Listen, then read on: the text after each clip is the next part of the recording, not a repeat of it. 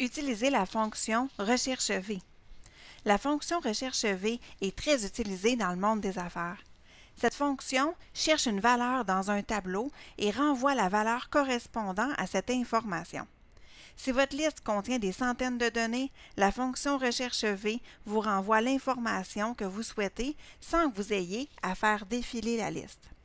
La plupart du temps, on va utiliser la fonction Recherche V dans une facture. Je vous montre ici l'exemple. Donc, j'ai préparé une facture pour la boulangerie, donc la mie de pain.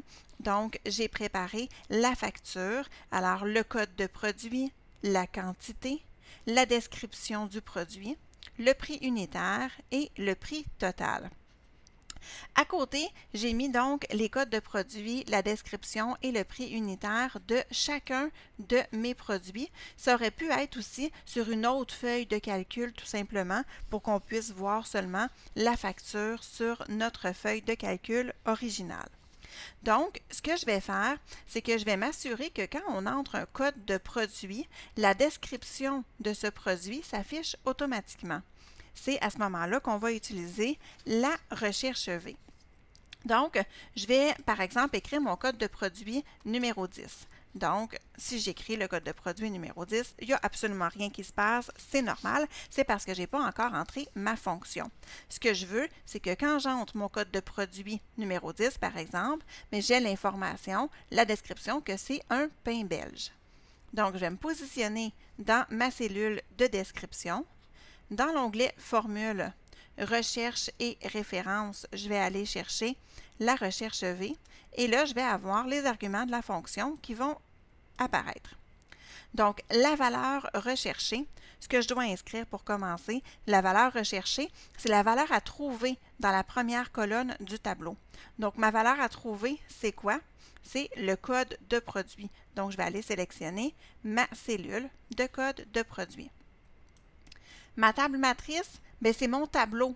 Alors, je vais aller sélectionner mon tableau au complet sans les en-têtes de colonnes et je vais m'assurer de mettre tout ça en valeur absolue pour que quand je vais défiler mes lignes sur ma facture, eh bien, je puisse toujours avoir les mêmes informations. Donc, toujours très important si je veux garder toutes les informations qui sont là seulement et pas me ramasser avec des lignes vides à la fin. Il faut absolument mettre notre table matrice, donc notre tableau, en valeur absolue.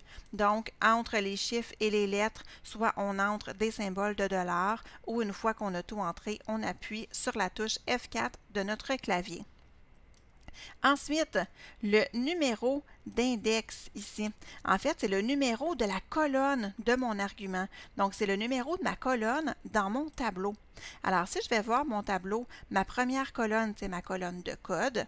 Ma deuxième colonne, c'est celle des descriptions. Et la troisième, celle des prix unitaires.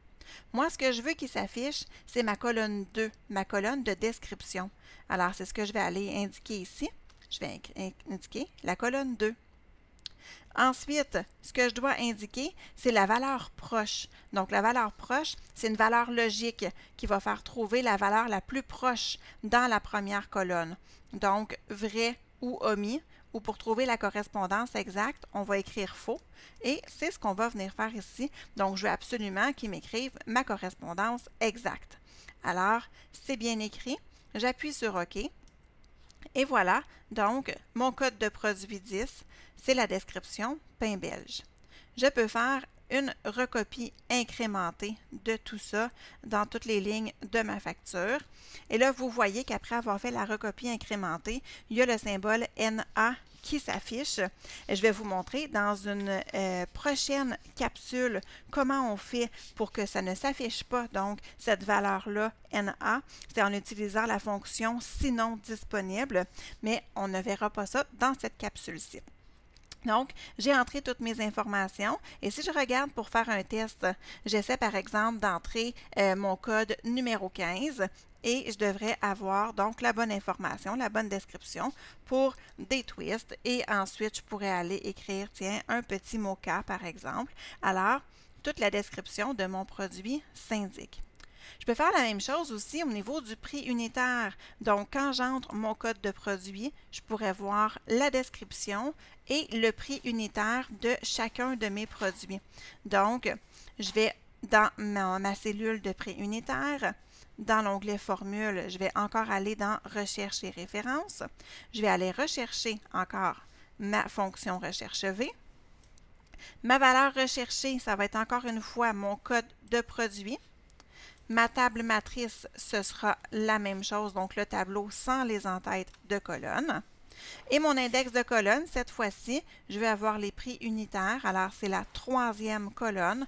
Donc, je vais écrire numéro 3. Et la valeur proche, encore une fois, je vais écrire faux. J'appuie sur OK. Et voilà, donc ça me donne mon prix de 6 $. Alors, si je vais faire ma recopie incrémentée encore une fois, mais je vais avoir mes prix à l'unité qui vont s'afficher tout simplement. Et ensuite, j'ai NA évidemment parce que j'ai aucun code de produit qui a été entré. On va voir ça dans une autre facture. Et ensuite, là, je pourrais aller indiquer, par exemple, faire ma fonction pour avoir le prix total. Donc, je pourrais faire égal la quantité de mon produit multiplié par le prix unitaire, la touche retour ou ça peut être le crochet ici tout simplement entrée et j'aurai donc les informations et mon prix.